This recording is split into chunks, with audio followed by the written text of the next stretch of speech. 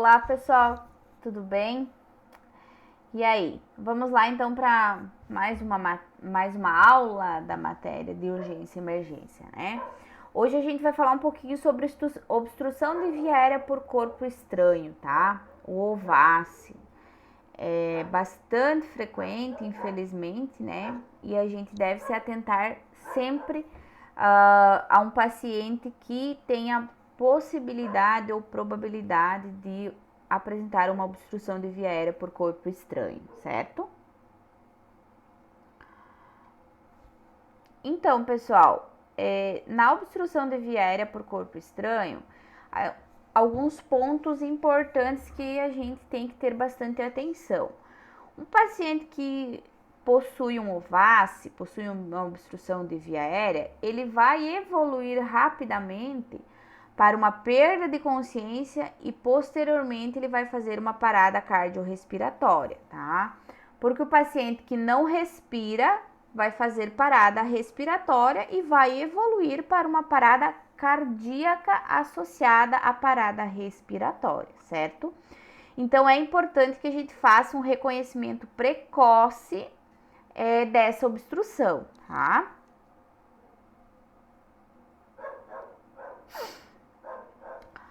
As causas mais frequentes de obstrução de via aérea por corpo estranho no adulto, pessoal. O que a gente tem no adulto que pode obstruir? Geralmente alimentos, né? Como principalmente carne, quando o paciente estiver se alimentando. Muitas vezes a carne acaba empastando, que diz, né? E forma um bolo alimentar grande e acaba obstruindo a via aérea ao deglutir e obstrui a via aérea ao invés de ir diretamente para a via gástrica, né? Próteses dentárias, fragmentos dentários também podem causar uma obstrução de via aérea. Chicletes e balas também causam obstrução de via aérea. No adulto pode ocasionar. E também aspiração de material regurgitado, sangue, principalmente se falando de acidente de trânsito, tá? Uma vítima que sofreu um acidente de trânsito ou um trauma pode fazer uma obstrução de via aérea devido a um sangramento ali na região oral, pode devido a uma fratura de face que está sangrando, pode se afogar ou se engasgar ou obstruir a via aérea com o próprio vômito, tá? Então, importante, muito importante, a gente se atentar em casos de acidentes, sejam eles acidentes envolvendo acidentes de trânsito ou ainda acidentes como quedas da altura, quedas de própria altura, que o paciente pode fazer uma obstrução de via aérea por secreções, né? Por aspirar o próprio vômito ou por aspirar o sangue que pode estar ali na via oral do paciente.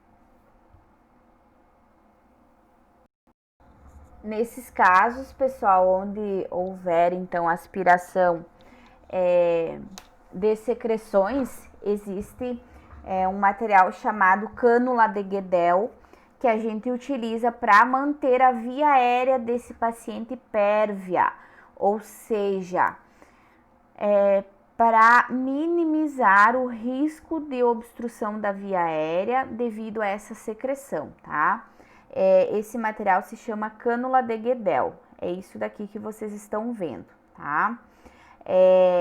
Uma cânula de Guedel, ela é curva, essa parte aqui é a parte que fica na boca do paciente, tá? Então, ela vai ser introduzida lá dentro e vai até próximo da via aérea do paciente, certo? Ela não vai deixar que a secreção chegue tão facilmente, então, a obstruir a via aérea do paciente, tá? Em situações de emergência, vocês podem fazer uso da cânula de Guedel. Como que a gente faz para medir uma cânula de Guedel? A gente mede da incisura, da comissura labial até o lóbulo da orelha aqui do paciente, tá? Então, a gente coloca a cânula aqui e mede até o lóbulo da orelha. Essa daqui, como vocês podem perceber, ela fica grande para mim, porque ela passa do meu lóbulo da orelha, aqui a pontinha da orelha, então ela tem que ser um tamanho menor, tá? Essa é a medição para uso da cânula de Guedel, certo? Como que a gente vai introduzir? Fazer uma abertura na boca do paciente, a gente vai introduzir ela assim, ao contrário, tá? Então, introduz lá na boca do paciente. Quando a gente estiver mais lá atrás, gira e termina de introduzir, tá? Então, ela vai ficar mais ou menos dessa maneira aqui, lá na boca do paciente, tá bom? Lá dentro, certo? Então, introduz ela viradinho. Quando chega lá perto do céu da boca, a gente vira ela e termina de introduzir, ok? Muito importante, este material, muito importante utilizar em casos de acidente de trânsito ou acidentes traumáticos, caso o paciente apresente sangramento de via oral, ou vômito, algum tipo de secreção, quando tiver uma laceração na face, quando tiver um sangramento muito intenso. A cânula de Guedel é contraindicado quando tiver fraturas de base de crânio, ou seja, ou também quando tiver alguma fratura a nível de palato, tá? Céu da boca. Essa região, então, a gente não usa, não utiliza, tá bom? Então, essas são as principais causas de obstrução de via aérea no adulto. Nas crianças e nos lactentes, geralmente a obstrução vai ser devido à aspiração de leite regurgitado, né? E também aspiração de pequenos objetos. Leite regurgitado, principalmente quando o bebê faz a eructação, quando ele arrota depois da mamada, tá? Por isso que é indicado permanecer com o paciente, com o bebezinho sempre com a cabeceira mais elevada após a mamada, ok? Então, o reconhecimento de uma obstrução de via aérea por corpo estranho. Sempre importante a gente reconhecer se o paciente está com um bom estado geral, se ele está sem respirar ou se ele apresenta cianose e inconsciência, tá? Se o paciente está com bom estado geral, significa que ele acabou de acontecer a obstrução. Então, a gente deve intervir imediatamente. Se o paciente não consegue respirar, ele já está evoluindo ou ele vai evoluir rapidamente para uma parada cardiorrespiratória. Se o paciente está cianótico e está inconsciente, quer dizer que ele já evoluiu para uma parada cardiorrespiratória, tá? Isso é bastante importante que vocês saibam diferenciar. Diferencie obstrução de via aérea por corpo estranho de parada cardiorrespiratória e de infarto agudo do miocárdio, tá? São coisas diferentes, mas que o paciente, em todas elas, pode evoluir para o óbito e pode evoluir para uma parada cardiorrespiratória, tá? Parada cardiorrespiratória isolada nem sempre vai ser devido à obstrução de via aérea por corpo estranho, tá? É importante que vocês tenham isso em mente. Obstrução, tipos de obstrução, tipos de OVACE. Nós temos a OVACE parcial, tá? Que é quando o paciente não está com a via aérea totalmente obstruída, tá? Então, o paciente que está com uma obstrução parcial, ele ainda consegue respirar, ele ainda consegue manter as trocas gasosas, ele ainda consegue emitir algum som e ele ainda consegue tossir e geralmente vai ter algum sibilo respiratório, tá? Porque tá algo obstruindo a via respiratória desse paciente. Então, o que a gente vai fazer? Qual é a conduta que nós vamos tomar? Estimular a tosse. Estimular a tosse. Seu João, tosse, seu João. Isso, tosse, seu João. Isso a gente vai fazer e encaminhar esse paciente para avaliação médica, tá? Sempre que o paciente tiver uma obstrução parcial. A gente nunca vai fazer manobra de Heimlich em paciente que tem uma obstrução parcial, certo? A outra forma de obstrução é a obstrução total. Sinal universal de engasgo, tá? O paciente vai estar com as mãos no pescoço. Isso significa que ele está engasgado. Então, na obstrução parcial, o paciente ainda respira, ainda consegue emitir algum som. Na obstrução total, a via aérea desse paciente está completamente obstruída, certo? Então, a troca de ar com o meio ambiente não vai ocorrer. Então, o paciente não vai tossir, né? Ele vai estar lá tentando tossir, mas a tosse não vai sair, porque o ar não passa, então não vai fazer aquela tosse. Vai se apresentar ruídos respiratórios serão mínimos, tá? Vai ter uma dificuldade respiratória acentuada. Rapidamente vai apresentar cianose, porque o ar não passa, então o organismo dele não está oxigenando.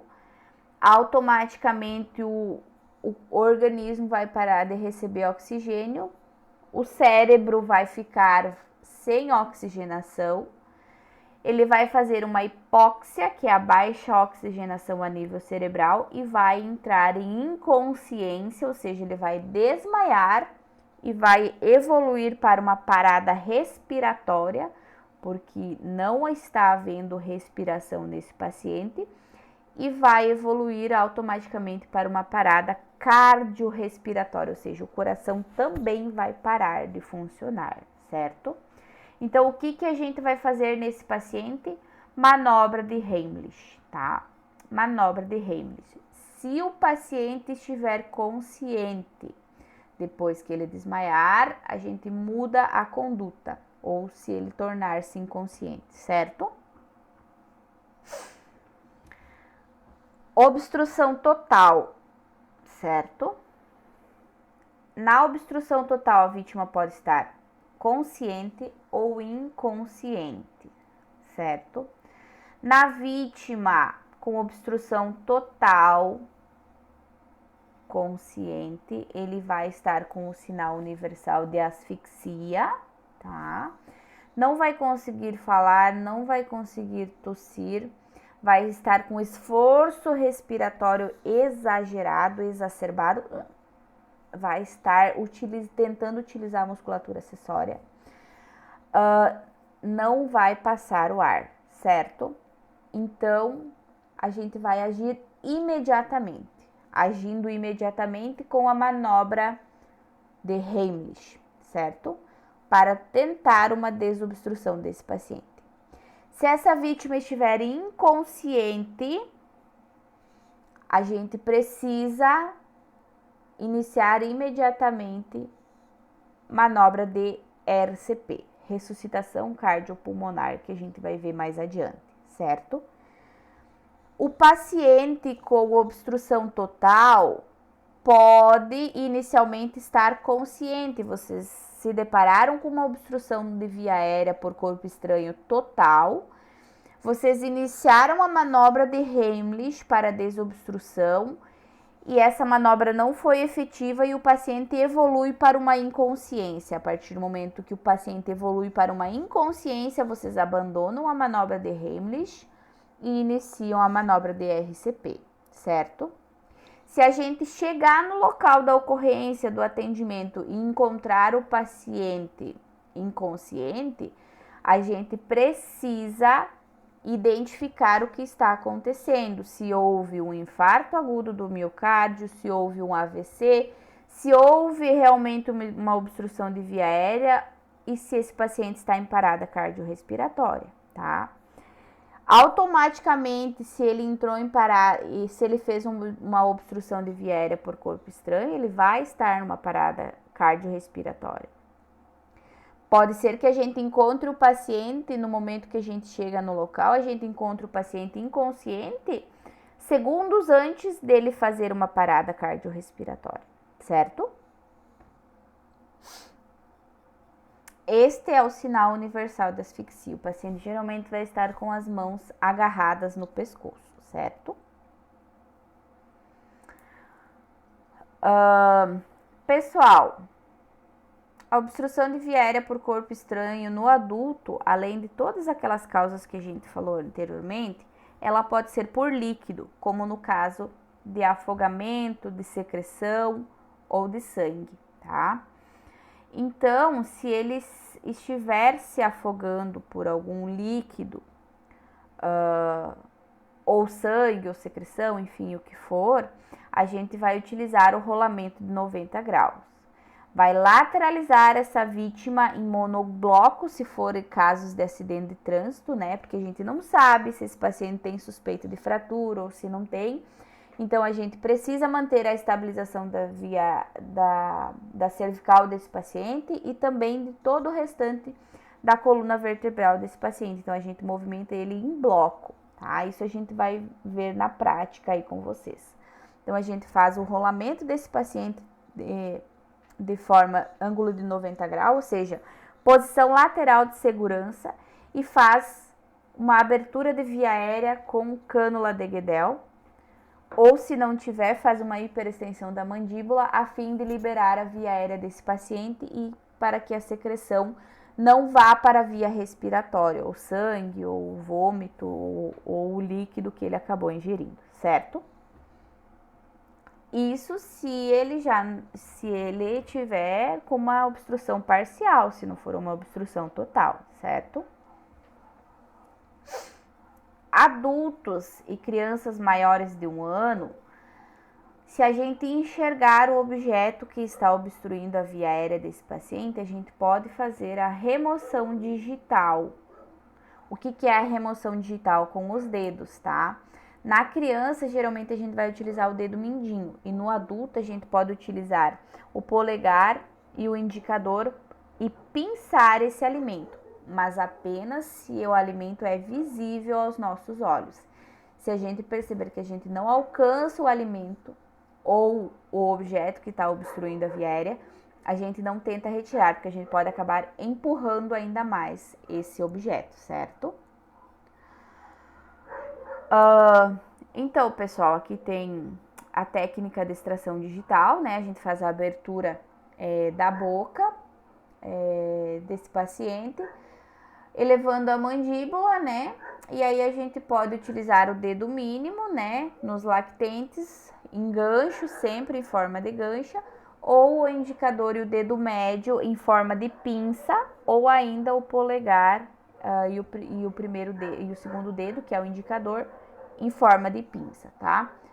Levando em consideração que a gente precisa introduzir na boca do paciente, a melhor técnica é com o segundo e o terceiro dedo, que aí a gente cruza eles e faz uma pinça, certo?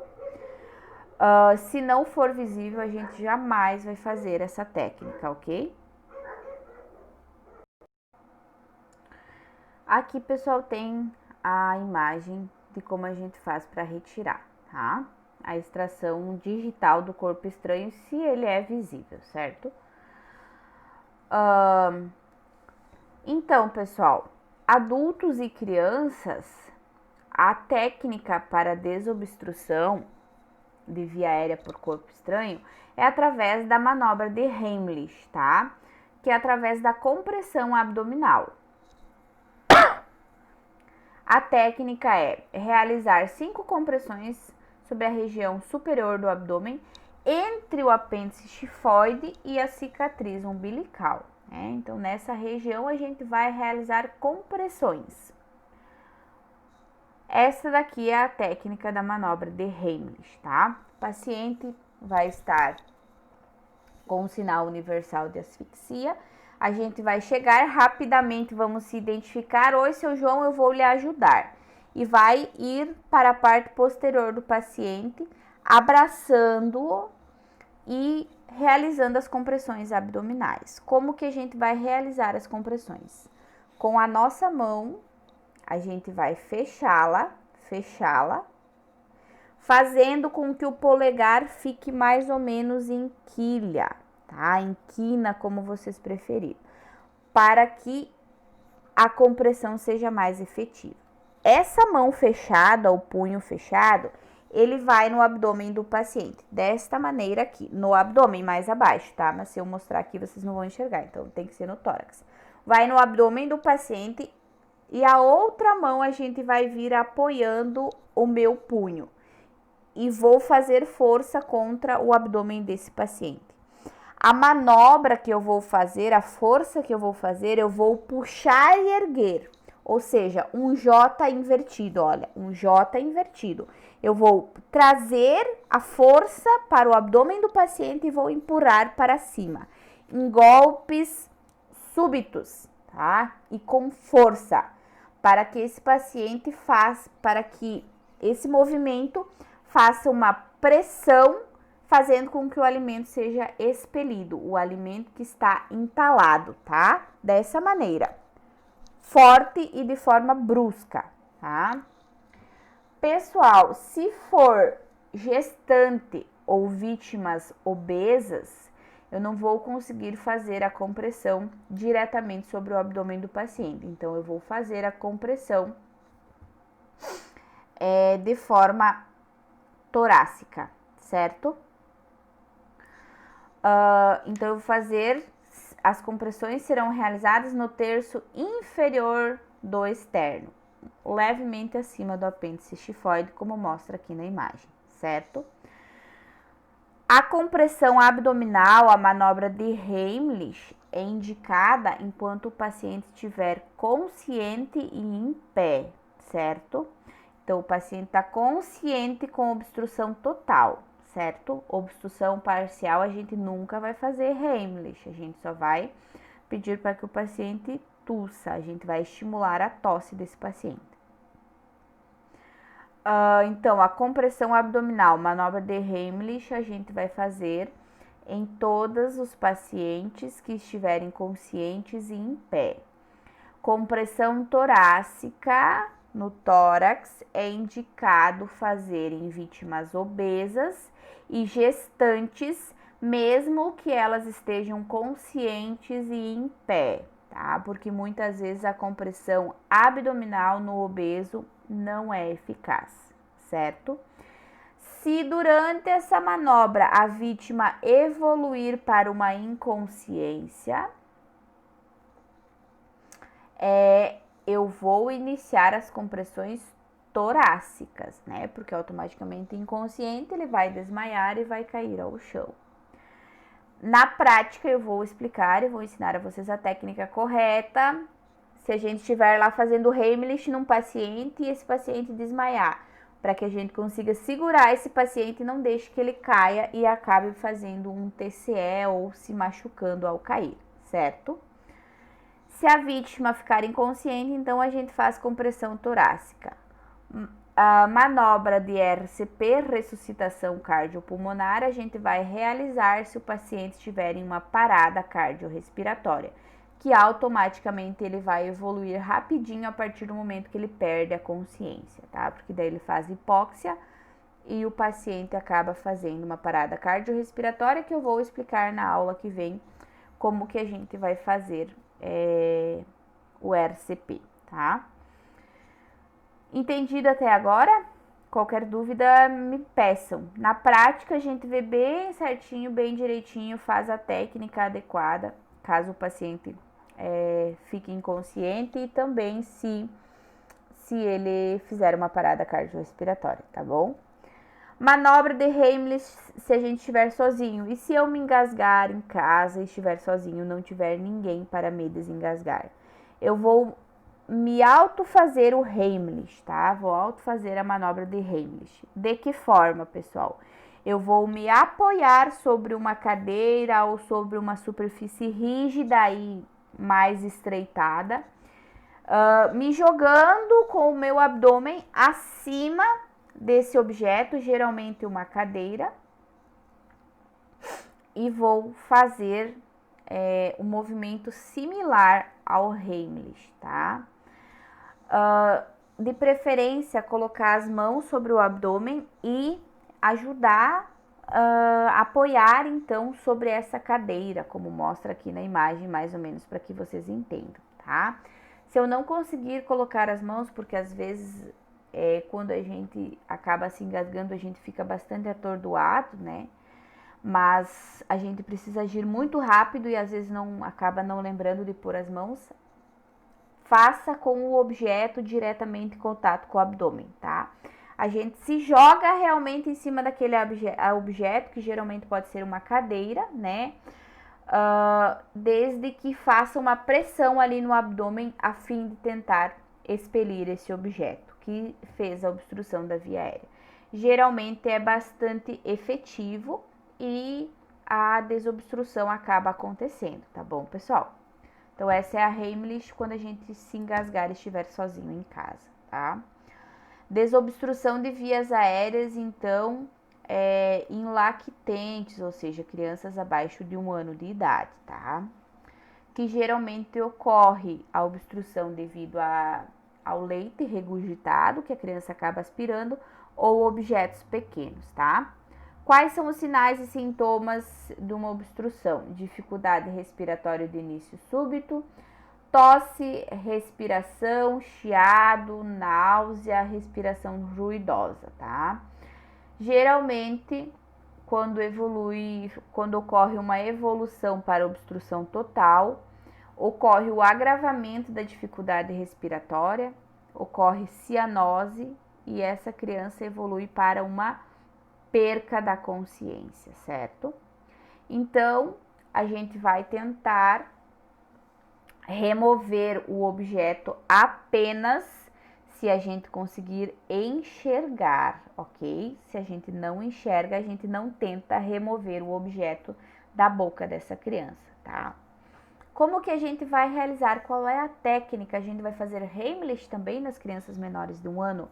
Não, a gente não vai fazer Heimlich. A gente vai fazer a técnica combinada de 5 tapotagens, ou seja, 5 palmadas nas costas desse paciente, associada a 5 compressões torácicas, ok? Sempre a gente vai apoiar essa criança no nosso antebraço, mantendo a cabeça mais para baixo. Vou demonstrar aqui e aí depois na prática a gente vê de novo, tá? Porque uma coisa é eu mostrar aqui no vídeo para vocês, que é bastante difícil, outra coisa é lá na prática vocês verem e vocês tirarem as dúvidas de vocês, tá? Essa daqui é a minha boneca linda e maravilhosa, gremista, né? Nossa, show de bola. Pessoal, então uma criança menor de 1 ano, um lactente, ele vai estar com uma obstrução e vocês vão identificar, certo? Vocês vão primeiramente pegar essa criança sempre apoiada aqui no antebraço de vocês, tá? A palma da mão vocês utilizam para apoiar a cabeça dessa paciente, porque senão ele sempre vai fazer uma hiperextensão, né? Porque eles não têm o domínio ainda do peso da cabeça. Então, a gente abre a palma da mão e apoia a região do tórax posterior dessa criança e a cabeça dessa criança aqui. Abre a boca dessa criança e olha se a gente enxerga o alimento, porque muitas vezes é algum pequeno fragmento, um pedacinho de brinquedo, ou às vezes um pedaço de comida, principalmente depois dos 6 meses que começa a introdução da alimentação, que até os 6 meses se preconiza o aleitamento exclusivo, né, no seio materno.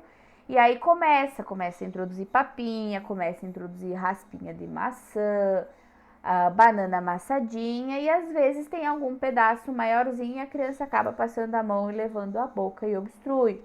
Ou um fragmento de um brinquedo, alguma coisa nesse sentido. Então, a gente olha na boca do paciente, se a gente consegue enxergar e alcançar, a gente tenta retirar dessa maneira aqui, tá? Se a gente não enxerga, a gente inicia o protocolo de desobstrução, tá? Então, a gente vira essa criança de cabeça para baixo, com o dorso, com o ventre para baixo. Sempre nós vamos, com o segundo e o terceiro dedo da nossa mão, a gente vai apoiar nas bochechas desse paciente, tá? fazendo uma hiperextensão aqui da cabecinha dela e apoiar no tórax a palma da mão, dessa maneira aqui. Então, a gente vai virar esse paciente no nosso antebraço. O antebraço a gente vai apoiar na nossa perna, sempre o bebê com a cabeça mais inclinada, mas aqui eu não tenho como baixar, se eu baixar vocês não enxergam, mas com a cabeça mais inclinada, dessa maneira aqui, apoiado na minha perna e no meu antebraço. A gente vai realizar 5 tapotagens. O que é tapotagem? 5 tapas nas costas desse paciente, tá? Entre as escápulas, aqui nas costinhas, tá? 1, 2, 3, 4, 5. Forte. Bater e ir pra frente. É esse movimento que a gente vai tentar fazer para que seja expulsado esse alimento, certo? Não precisam... claro, a gente tem que dosar a força, mas não precisam pensar em fazer muito leve, porque senão não vai funcionar.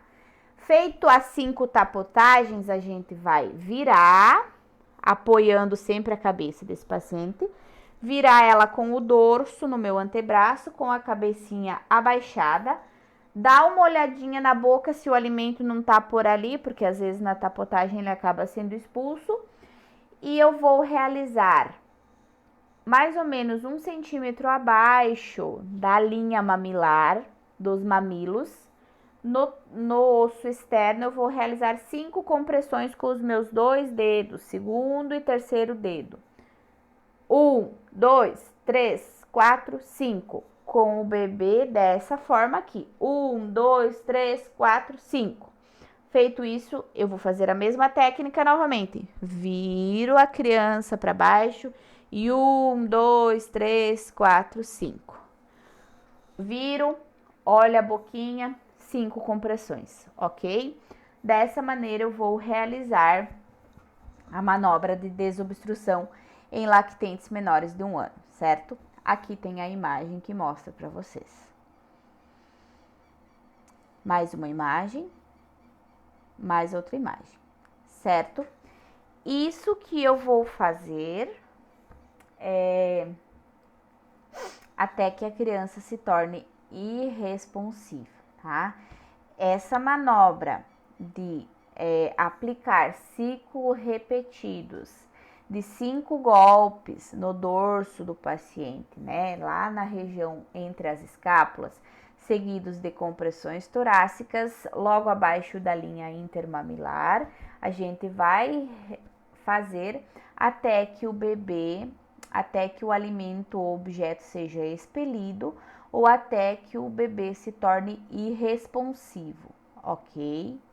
Se esse bebê se tornar irresponsivo, a gente vai fazer a manobra de ressuscitação cardiopulmonar em crianças, tá?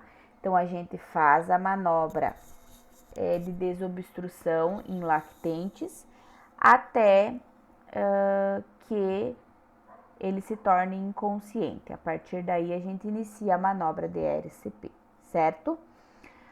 Crianças e adultos, a gente faz o Heimlich, ou seja, crianças maiores de 1 ano, a gente faz Heimlich. Nas crianças, a gente pode se ajoelhar atrás dessas crianças para fazer a manobra de Heimlich. E crianças abaixo de 1 ano, então, os lactentes, a gente faz o protocolo de 5 tapotagens mais 5 compressões torácicas até o momento que essa criança se torne inconsciente. Certo, pessoal? Na prática, a gente vê tudo isso e na próxima aula a gente vai verificar a respeito da RCP, ressuscitação cardiopulmonar, certo? Deixei o questionáriozinho, então, para vocês responder. Qualquer coisa, estou à disposição. Qualquer dúvida, me chamem e perguntem, certo, pessoal? Tchau, ótima semana a todos. Até a próxima aula.